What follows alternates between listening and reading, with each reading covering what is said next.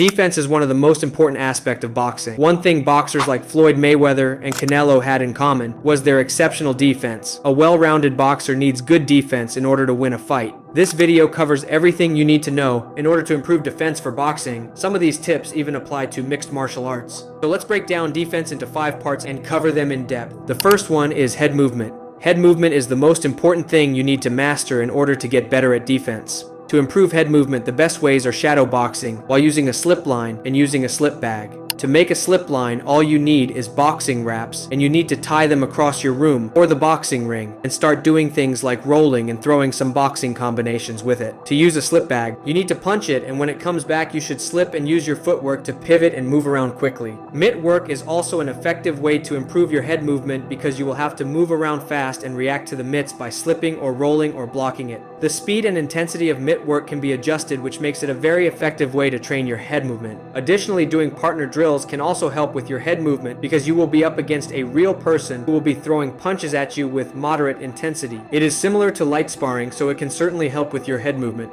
Another tip to master head movement for boxing is to watch a few fights of Canelo Alvarez or Mike Tyson and see how they utilize head movement. You should also stay focused if you want your head movement to work well in a fight, because most people make a few mistakes with their head movement, like slipping in the wrong direction when they are being pressured or cornered by their opponent. Another thing to remember is that you cannot rely on head movement all the time to get you out of tough situations in a fight. You also need to rely on things like blocking punches or falling back. Stay consistent with those 4 drills and you will start to get better at head movement. I recommend doing mitt work about 2 to 4 times a week and using the slip bag or slip line for 15 minutes 2 to 3 times a week. That is enough for most people who want to get better, since you need to save time for other training methods like sparring or bag work.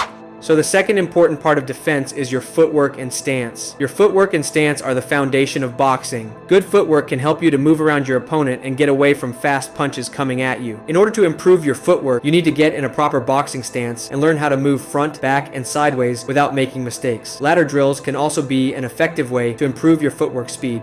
If you don't have a ladder, this is a very effective footwork drill. You can do this drill shown in the video in order to gain speed and be light on your feet. If you do footwork drills for 10 minutes a day before you train, you can see a big difference in 1 or 2 weeks. The main thing most people need to work on is not losing their balance and having the ability to close in and fall back fast. The best way to improve that is shadow boxing while focusing on footwork. A great tip is to use a mirror or record yourself while shadow boxing and correct your mistakes. Don't forget to pivot and use your head movement. The great thing about shadow boxing is that you can improve both offense and defense for boxing, and you can do it anywhere, even if you can't make it to the boxing gym. Alright, so let's move on to another important part of defense, which is blocking punches. Blocking punches is by far the most effective way to defend yourself in most situations, because if you are cornered or against an aggressive fighter, you need to hold your own by blocking punches. I will break down how to block different punches fast. To block a jab or cross, you need to place your hands slightly in front of you and apply some force. You can also use a high guard and find an opening to counterpunch if your opponent has fast hands. To block a hook, you need to place your hands in a similar position to picking up a phone call beside your head. Make sure that your hands are not loose or it will be easy to break your defense. To block an uppercut, you need to crouch down slightly and use your elbows. You can also block them like a cross, but if you are up against someone good, you won't have the time to catch it without opening yourself. To block a body shot, you need to do the same thing, but move yourself slightly. There are a few other ways, but these are the most effective ones. You also need to come up with a counterpunch, or your opponent is going to keep hitting you till you drop your guard. Just fall back while throwing a boxing combination if you are having trouble keeping up in close range. Good drill in order to improve at blocking punches is partner drills, because it is primarily meant for defense. If you don't know what are partner drills, let me explain it quickly. When performing partner drills, you will be paired up with some random guy at your boxing gym who will throw a few boxing combinations at you, and you need to slip and block, and you will switch places with him after a while. Let's move on to the fourth important part of defense, which is your reaction time and reflex. Reaction time and reflexes are a major part of defense because you need to react fast and well. The best ways to improve your reaction time and reflexes are sparring and mitt work. Sparring is the closest thing to a fight, and it will give you good experience fighting against fast opponents who have fast punches and footwork, which will improve your reflex and reaction time. Mitt work can also be beneficial for your reaction time because you have to punch and evade the mitts coming at you fast at the same time. It also improves reflexes, which is a very important trait for boxing. Light sparring 1 to 3 times a week is enough for most people. Another thing you need to work on is to make the right decision while reacting to a punch. It is very common for people to lose their focus in a fight. Many people lose their balance or don't pay attention to their surroundings while fighting. Make sure that you aren't getting pushed to the corner of the ring all the time, since it can be hard to get away. You should also avoid falling for feints because it can mess up your guard or confuse you. Let's move on to the last important part of defense, which is keeping your guard up. Keeping your guard up is one of the most important things, especially for newer boxers, since most people don't have a habit of keeping their guard up after throwing a punch. This is a common mistake made by even experienced boxers when they are in a fight and have to make quick decisions.